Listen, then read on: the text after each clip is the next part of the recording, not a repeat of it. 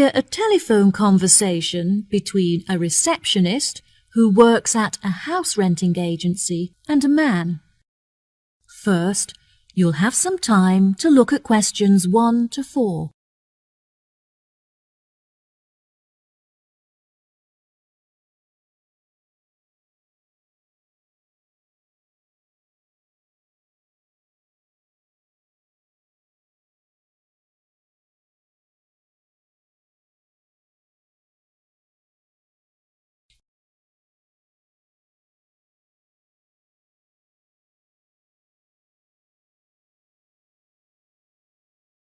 Listen carefully and answer questions 1 to 4. Hello, how can I help you today? Yes, hello. I'm just phoning you as I have seen an advertisement on your website for a property that I'm interested in renting. If possible, I'd like to find out some more information before I organise a viewing. No problem at all. What is the address of the property that you'd like to inquire about? It's 21 North Avenue. Okay, what is it that you'd like to know? First of all, I'd like to know what facilities the office has, as I need to make sure that it'll be suitable for my advertising company. I see. The office contains a large open-plan space with a wide frontage onto a busy street with lots of passers-by, so your business would have a really good street presence. There is also a toilet and newly refurbished kitchen equipped with a dishwasher and oven. Wow, that sounds great. I'd definitely like to register my interest. Okay, perfect. I just need to take some details from you, if that's okay. What is your full name? Jonathan Smith. And what position do you hold in your company, Jonathan? Until recently I was sales manager. However, I've recently been promoted to regional manager, so I'll be in charge of running our new office. Can I ask where the office is located? Yes, of course. It's located downtown, just around the corner from Royal Square Shopping Centre. That's a bit too far out of the centre for my liking. I'd much prefer to be located in close proximity to the station. Do you have any property located in that vicinity? It would help me to narrow down the results if you could tell me how many employees you intend to have working in the office. Our branch is made up of 30 employees, and we'd like some extra space for meetings and presentations. Most average office spaces are around 8,000 square feet, but it sounds like you would need more space than that. I think that 10,000 square feet would be more suitable for your needs. Now, let's see, we have 10 properties that match those criteria, so let's try and narrow it down. Before you hear the rest of the conversation, you have some time to look at questions 5 to 10.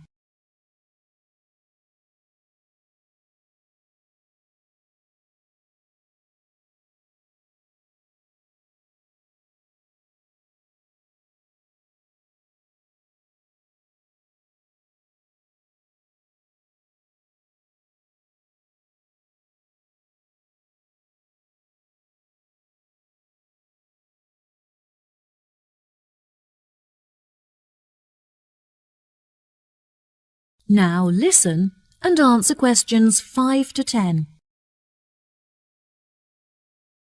Do you have any other requirements? Well, we'll need access to the office 12 hours a day, but security should be 24-hour. We don't hold any money on the premises, but it's crucial that we protect our customer information against theft. Okay, anything else? Yes, ideally I would prefer the new office to be split over 2 levels, so that the working office area is kept separate from street level. That will enable us to locate a reception at ground floor level to welcome customers when they arrive. And are there any particular facilities that you need? Our employees work very hard throughout the day, and I want to make sure that they're well nourished. It would therefore be ideal if I could provide them with a kitchen to cook hot meals at lunchtime. Would you want the kitchen to be located at first floor level with the office?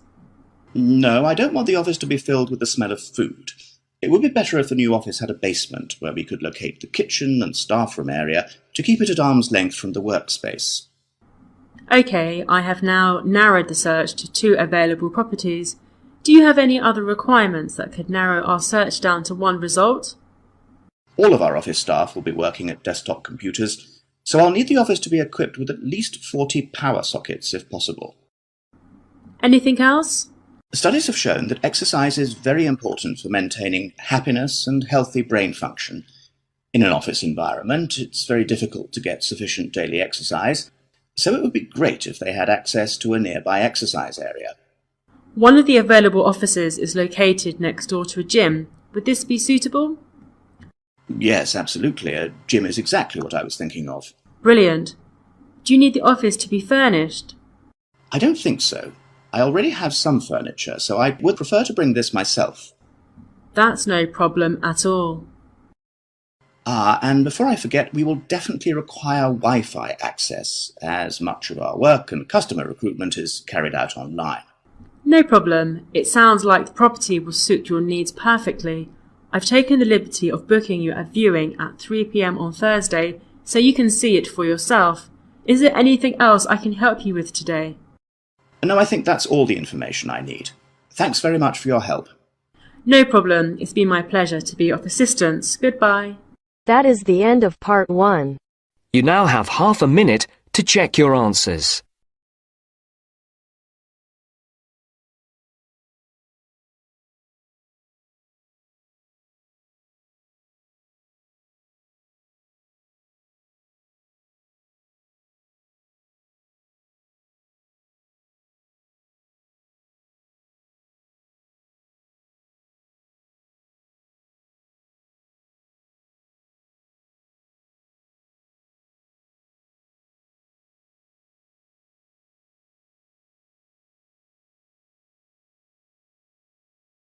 Now turns to part 2. Part 2. You will hear a telephone conversation about a job vacancy. First, you have some time to look at questions 11 to 15.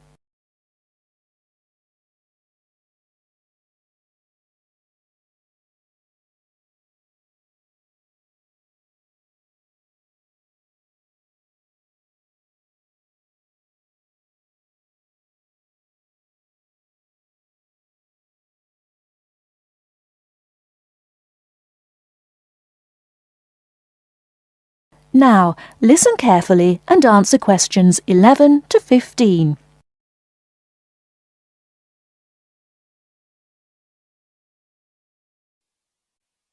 Hello, Top Job Employment Agency. Ellen Sykes speaking. How can I help you? Good morning. My name's Steve Collins and I'm calling about the call centre job advertised in today's paper. For an operative handling credit card inquiries? Yes, that's right. The wages and working conditions are all in the ad, so what I'd like to know now is what the work actually consists of. I should explain that I'm a student looking for a summer job, not long-term employment. That's okay. The people at Intercard say they've always found students to be honest, which of course is essential in this line of work, and they have the basic IT skills needed there. Apparently, there have been a few who didn't find it easy to get there on time in the morning, but in most cases their punctuality is as good as anybody else's. Anyway, about the work. And I know a bit about this because, as it happens, I've worked there myself. Really? Yes, for about a year. You'd find that most callers would be people wanting to check the balance on their cards, query payments made and so on. And from those who've had their card stolen? No, they ring another number for that, an emergency line. People also call that number if they lose their cards. And what are most callers like? I mean, what kind of people are they? All sorts, really. All ages, every kind of background. Though one definite trend is the change in the number of women. Nowadays, they make up around 55% of the total, whereas years ago, there used to be a majority of men calling. At one time, I heard, as many as 3/4 of all credit cards were actually held by men, but that must have been long before I was there.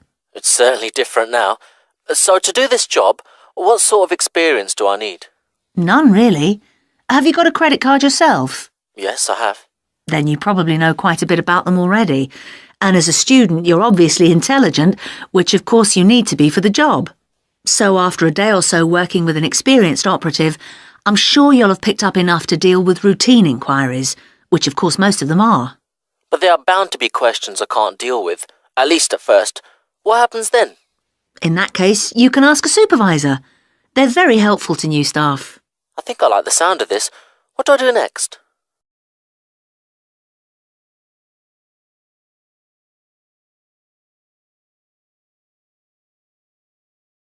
Before you hear the rest of the talk, you have some time to look at questions 16 to 20.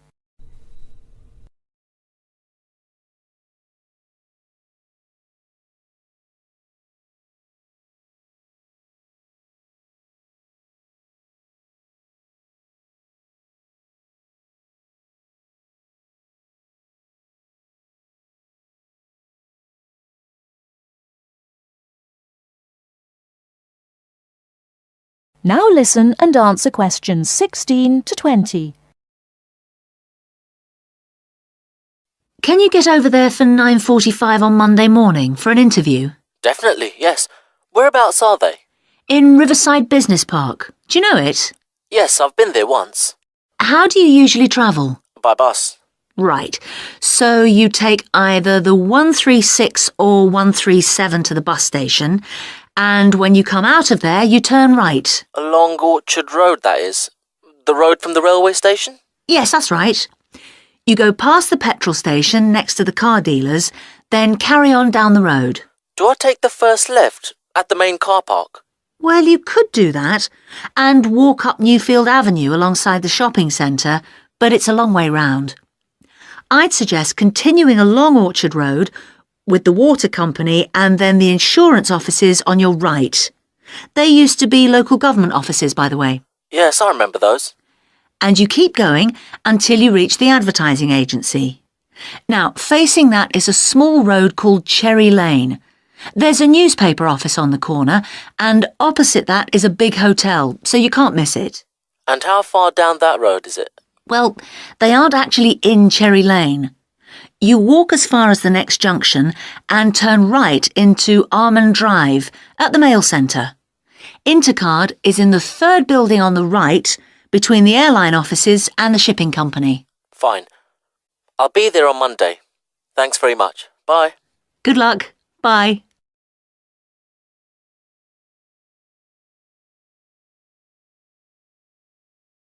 That is the end of part 2. You now have half a minute to check your answers.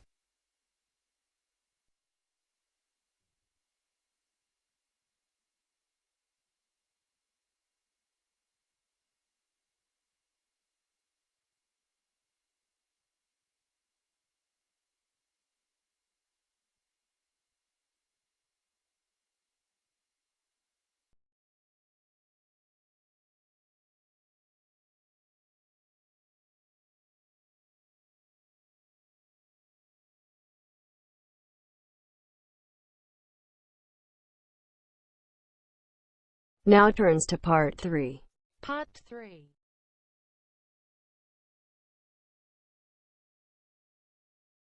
You will hear a discussion between a business student called Marco and his personal tutor about the courses that Marco should take. First, you have some time to look at questions 21 to 23 on page 5.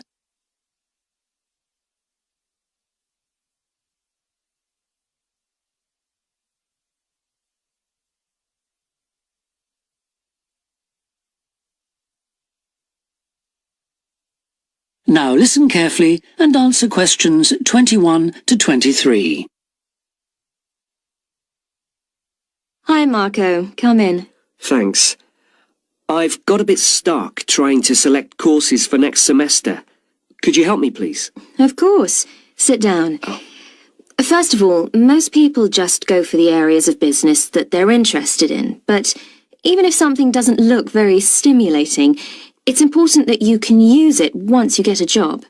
It's not much good choosing areas that aren't going to be helpful later on. Right. I want to go into management, so I'll need to think about that. And should I start specialising in a particular area yet? I don't think that's wise at this stage. It's better to aim for a wide variety of subjects, especially as management covers so many possibilities. You shouldn't be limiting your choices for later on. Yes, I see. You should also look at how the course is made up. Will you have regular seminars and tutorials, for example, as well as lectures? OK. Some of the lecturers are quite big names in their fields, aren't they? Mm-hmm. Should I aim to go to their courses? Well, remember that the lecturers who aren't well known may still be very good teachers.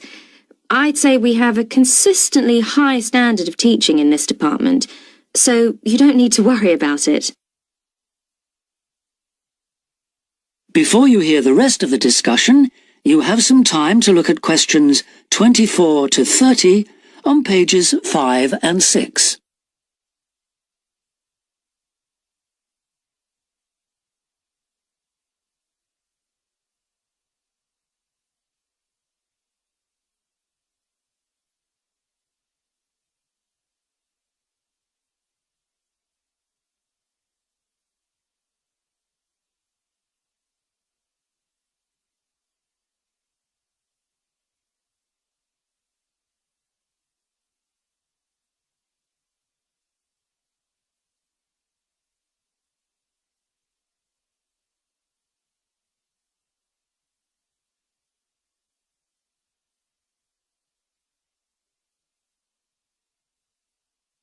Now listen and answer questions 24 to 30. Good. Well, that's a great help. Now, last time we met, you mentioned doing team management, didn't you? That's right. I'm still quite keen on the idea. The trouble is that because of changes in the content of various courses, team management overlaps with the Introduction to Management course you took in your first year. So what you learned from it would be too little for the amount of time you'd have to spend on it. I'll drop that idea then.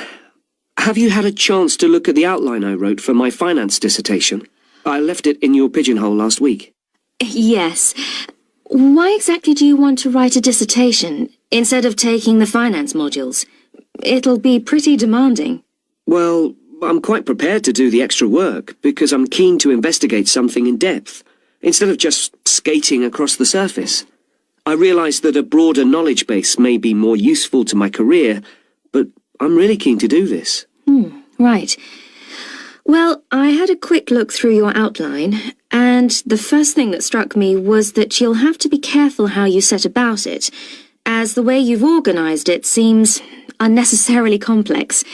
The data that you want to collect and analyse is potentially valuable, but you'll need to narrow down the subject matter to make the whole thing manageable. Okay. I'll have another look at it. I was talking to Professor Briggs about it yesterday, and I got some more ideas then. For part of the dissertation, I was thinking of trying to persuade finance managers from 3 or 4 companies to let me ask them about their company finances. If not, I think I'll have to change to another topic. Well, go ahead then. I could give you some names. Thanks. Now, let's talk about practicalities. Your dissertation must be finalised by the end of May, so you should aim to finish the first draft by the end of March. Is that feasible? Yes, it shouldn't be a problem. I'll need to register for the dissertation, won't I? Is that with the registrar's department? No, it's internal to this department, so you just need to let the secretary know. Do that as soon as you're sure you're going to write the dissertation. Okay. Then, to analyse your statistics, you're going to need some suitable software. If I were you, I'd drop into the computer office and ask them for a copy. Right. So, if I revise my outline...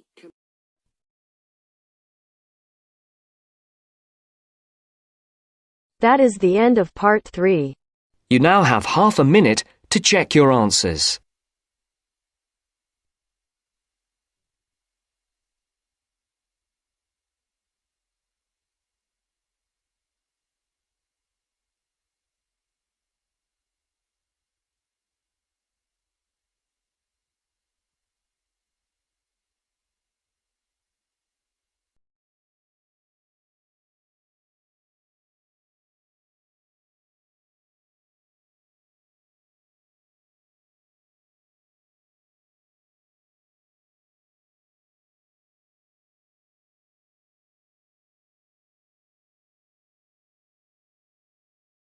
Now turns to part 4. Part 4. You will hear a wildlife expert giving a talk to a group of bird lovers in the UK about a species called the tawny owl. Before you listen, You have some time to look at questions 31 to 40.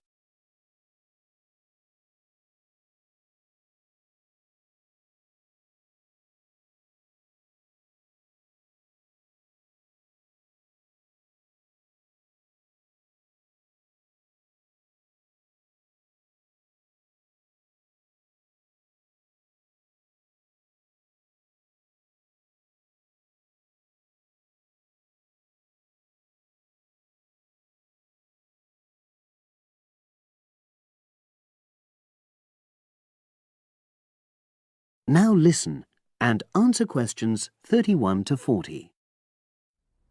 Good evening, everyone. You're all likely to be familiar with pictures of the tawny owl. Because of all the owl species in the UK, it's actually the most common one. But the chances are that you're more likely to have heard one than actually seen one, as it's also strongly nocturnal. This means that it normally ventures out at night. So, what kind of habitat does the tawny owl prefer? Well, a survey carried out in the 1980s confirmed that this owl is most likely to be found in woodland.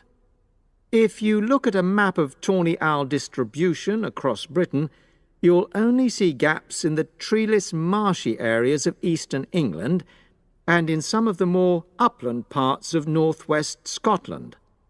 However, you can sometimes find populations of tawny owls in urban areas too, either in parks or in large gardens.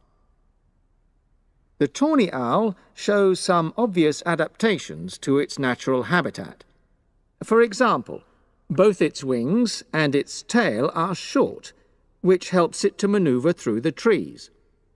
Also, the bird's plumage is a mixture of brown and grey, and this provides suitable camouflage for when the owl perches up against a tree trunk.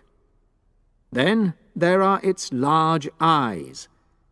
The tawny owl's visual capacities are considerably better than those of humans, and although it can't see in complete darkness, it's sufficiently well equipped to be able to navigate its way around woodland on all but the most overcast nights.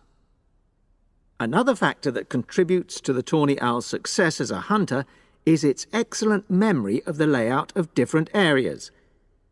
If you combine this ability with the owl's strongly territorial and sedentary nature, most populations of tawny owl are sit-and-wait predators, you realize that it has a good opportunity to predict where prey might be found. Finally, as well as having large eyes, the owl's sense of hearing is excellent, and this helps it to locate potential prey as it sits on its perch.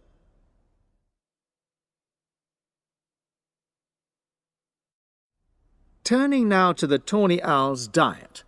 Woodland tawny owls feed mainly on mammals, especially small ones, such as wood mice and bank voles. But they'll also take things like frogs or bats, or even fish, if they happen to be available. In urbanized landscapes, the owls seem to prey more on birds. So there are some differences there. Let's just look briefly now at survival rates in the tawny owl. Young tawny owls face a difficult time once they leave home, and 2 out of every 3 are likely to die within their first year.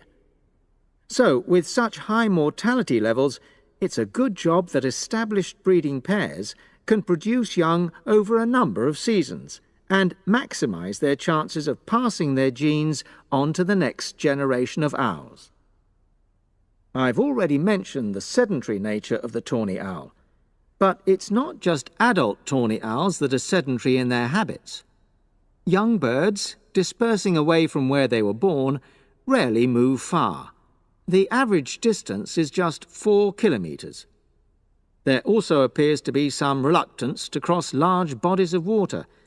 The owl is absent from many of the islands around our shores, with only occasional sightings in Ireland and the Isle of Wight off the south coast of England. Right, well, now I'll show you some photographs that have been taken in one or two of the That is the end of part 4. You now have half a minute to check your answers.